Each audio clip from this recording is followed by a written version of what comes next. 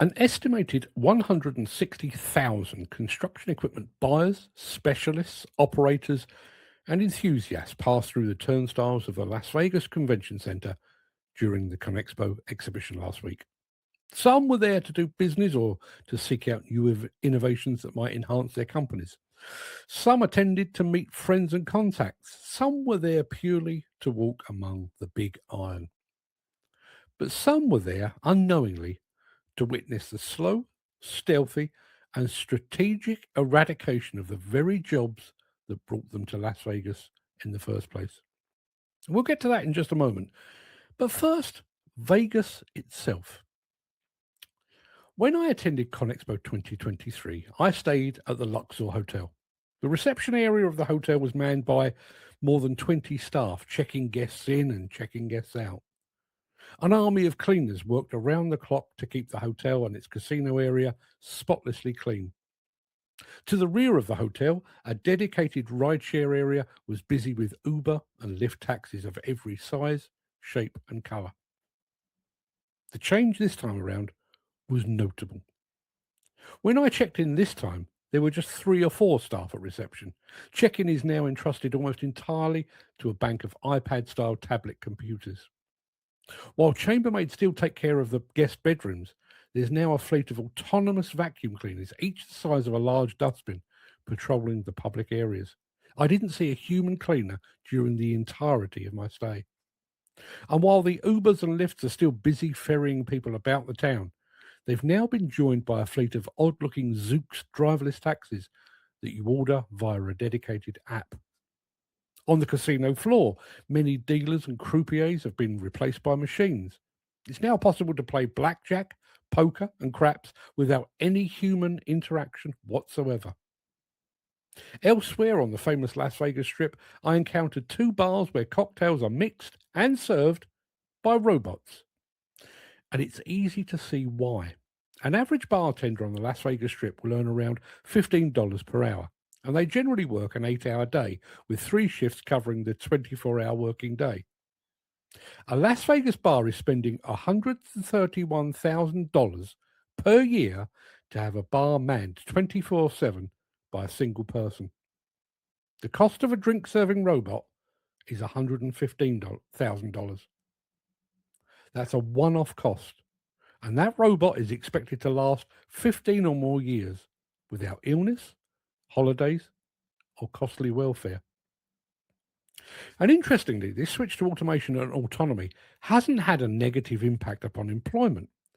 In 2023, when I was there last, employment within the Las Vegas hospitality and gaming industry had peaked around about 286,000 people.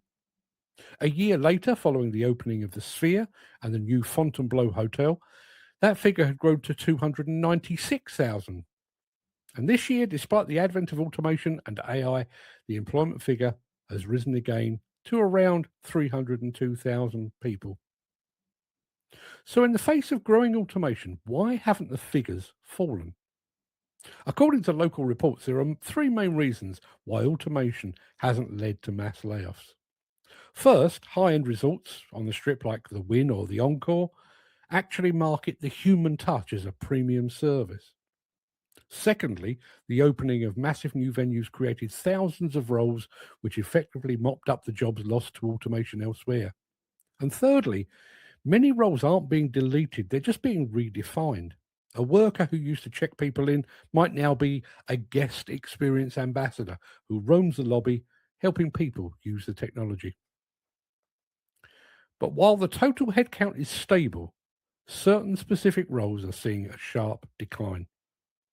According to recent reports, accounting, data entry, and reservation agents are at the highest risk, with some estimates suggesting that up to 95% of those roles could be handled by AI by the end of this year.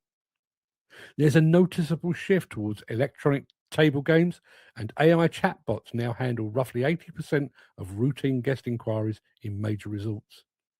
Against that background, economists have warned that Las Vegas is ground zero for automation displacement. While employment is high now, projections suggest that by 2035, as many as 92,000 direct jobs, almost a third of all current jobs could be at risk. The eradication of jobs on the Las Vegas Strip is a direct result of the city's unrelenting focus on ruthless efficiency. It's an economic ecosystem built upon extracting maximum value from every aspect of its business. Is the demolition and construction industry really any different? At the Balmer before last, I distinctly recall a conversation with a senior executive who revealed that his company had already discussed the ethics of producing remotely controlled or fully automated machines that might ultimately result in job losses. In the space of roughly 6 years, the industry has apparently left from ethical concerns to a widespread acceptance that jobs will be the collateral damage in the industry's ongoing fight for ever greater efficiency.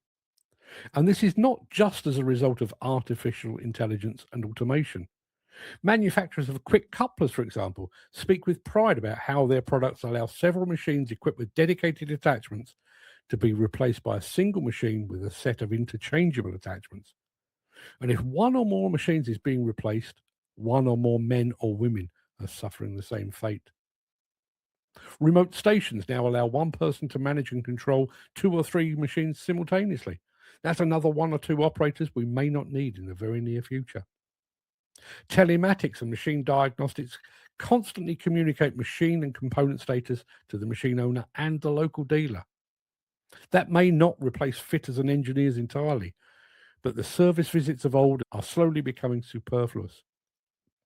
And that doesn't even take into account the advent of autonomous equipment that effectively operates itself.